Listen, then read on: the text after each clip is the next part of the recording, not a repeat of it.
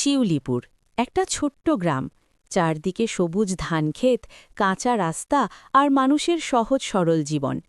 এই গ্রামেই থাকে নীলা, একজন সাধারণ মেয়ে, কিন্তু তার স্বপ্নগুলো ছিল আকাশ ছোঁয়া। নীলার বাবা হরিদাস একজন চাষি, দিনের পর দিন মাঠে কাজ করেও সংসার ঠিকমতো চলে না। মা সরস্বতী দেবী সেলাই করে কিছু টাকা রোজগার করেন। অভাব তাদের নিত্যসঙ্গী, কিন্তু ভালোবাসা আর মমতায় ভরা তাদের সংসার। নীলা ছোটবেলা থেকেই পড়াশোনায় খুব ভালো, স্কুলের শিক্ষকেরা তাকে খুব ভালোবাসেন। সবাই বলে, এই মেয়েটা একদিন অনেক বড় হবে। কিন্তু বড় হওয়ার পথটা যে এত কঠিন, সেটা তখনও নীলা পুরোপুরি বুঝতে পারেনি। একদিন বিকেলে নীলা মাঠের ধারে বসে সূর্যাস্ত দেখছিল। আকাশটা লাল কমলা রঙে রাঙা। পাশে তার বন্ধু রাকেশ। রাকেশ বলল, তুই বড় হয়ে কি হতে চাস? নীলা একটু চুপ করে থেকে বলল, আমি ডাক্তার হতে চাই। রাকেশ হেসে ফেলল, ডাক্তার? এত টাকা কোথায় পাবি? নীলার চোখে তখন এক অদ্ভুত জেদ। টাকা না থাকলে কি স্বপ্ন দেখা বন্ধ করে দিতে হয়? আমি পারব, আমাকে পারতেই হবে। মাধ্যমিক পরীক্ষার ফল বেরোল।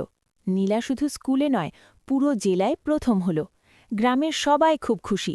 বাড়িতে ভিড় লেগে গেল, মিষ্টি বিলি হল, সবাই আশীর্বাদ করল। কিন্তু সেই আনন্দের মাঝেই লুকিয়েছিল একটা বড় প্রশ্ন, এরপর কি? সেদিন রাতে নীলা শুনতে পেল তার বাবা মা কথা বলছেন। হরিদাস বললেন, ওকে শহরে পাঠাতে গেলে অনেক খরচ, আমি পারব না। মা বললেন, তাহলে মেয়েটার স্বপ্নটা ভেঙে যাবে? হরিদাস দীর্ঘশ্বাস ফেললেন, আমি কি চাই না ও পড়াশোনা করুক, কিন্তু আমার হাতে কিছু নেই। নীলার বুকটা কেঁপে উঠল। সে বুঝতে পারল স্বপ্নের পথটা এত সহজ নয়। পরদিন সকালে নীলা বাবার সামনে গিয়ে দাঁড়াল। বাবা, তুমি চিন্তা করো না, আমি নিজের পড়াশোনার খরচ নিজেই জোগাড় করব। হরিদাস অবাক হয়ে পড়লেন, কিভাবে? নীলা বলল, আমি ছোট ছোট বাচ্চাদের পড়াবো আর স্কুল থেকে স্কলারশিপ পাওয়ার চেষ্টা করব। তার চোখের দৃঢ়তা দেখে হরিদাস কিছু বলতে পারলেন না। নীলার এই সিদ্ধান্ত সবাই ভালোভাবে নিল না। গ্রামের কিছু মানুষ বলতে লাগল, মেয়েদের এত পড়াশুনো করে কি হবে, শেষে তো বিয়েই করতে লাবে। এই কথাগুলো নীলার কানে গেলেও সে থামল না। একদিন বাজারে এক মহিলা সরস্বতী দেবীকে বললেন, মেয়েকে এত বাইরে বেরোতে দিচ্ছেন, এটা ঠিক নয়। সরস্বতী দেবী শান্ত গলায় বললেন, আমার মেয়ে নিজের পায়ে দাঁড়াতে শিখছে, এতে ভুল কিছু নেই। নীলা দিন রাত এক করে পড়াশুনো করতে লাগল, পাশাপাশি ছোট ছোট বাচ্চাদের পড়াত। কিছুদিনের মধ্যে সে একটি বড় স্কলারশিপ পেল। সেই টাকায় সে শহরের কলেজে ভর্তি হল। গ্রাম ছেড়ে শহরে যাওয়ার দিন তার চোখে জল এসে গিয়েছিল। মা তাকে জড়িয়ে ধরে বললেন, ভয় পাবি না, তুই পারবি। শহরের জীবন নীলার কাছে একদম নতুন। বড় বড় বিল্ডিং, অচেনা মানুষ আর কঠিন প্রতিযোগিতা। প্রথম দিকে সে খুব ভয় পেত।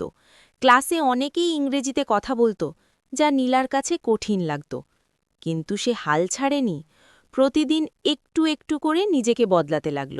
লাইব্রেরিতে বসে ঘণ্টার পর ঘণ্টা পড়াশোনা করত। একদিন কলেজের এক প্রফেসর, অরিন্দম স্যার, নীলার দিকে নজর দিলেন। তিনি জিজ্ঞেস করলেন, তুমি এত চুপচাপ কেন? নীলা নিজের সব কথা খুলে বলল। স্যার মৃদু হেসে বললেন, তোমার মধ্যে আগুন আছে, সেটাকে জ্বালিয়ে রাখো। তারপর থেকে স্যার তাকে আলাদা করে গাইড করতে লাগলেন। বছর কেটে গেল। নীলা অবশেষে ডাক্তার হল। প্রথম চাকরি পেলেও শহরের এক বড় হাসপাতালে। কিন্তু কিছুদিন পর সে একটা বড় সিদ্ধান্ত নিল। সে গ্রামে ফিরে এলো। সবাই অবাক হয়ে গেল, এত কষ্ট করে পড়াশোনা করে আবার গ্রামে ফিরলি? নীলা হাসল, আমি তো এখানকার মানুষের জন্যই ডাক্তার হতে চেয়েছিলাম। নীলা গ্রামে একটি ছোট ক্লিনিক খুলল। প্রথম দিকে লোকজন একটু দ্বিধায় ছিল, কিন্তু ধীরে ধীরে সবাই তার কাছে আসতে শুরু করল। সে শুধু চিকিৎসা করত না, মানুষকে সচেতন করত, স্বাস্থ্য, শিক্ষা আর মেয়েদের অধিকার নিয়ে। একদিন বিকেলে নীলা আবার সেই মাঠের ধারে বসেছিল। সূর্য ডুবছে, আকাশটা আগের মতোই লাল। তার পাশে এখন ছোট ছোট কিছু মেয়ে বসে। তারা জিজ্ঞেস করল, দিদি, আমরা কি বড় হয়ে তোমার মতো হতে পারব?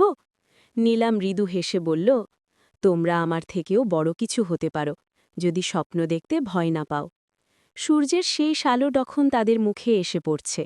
সেই আলো যেন শুধু দিনের শেষ নয়, একটা নতুন শুরুর প্রতীক। এই গল্পের স্থান, চরিত্র সবই কাল্পনিক, এগুলোর সাথে বাস্তবের কোনো মিল নেই।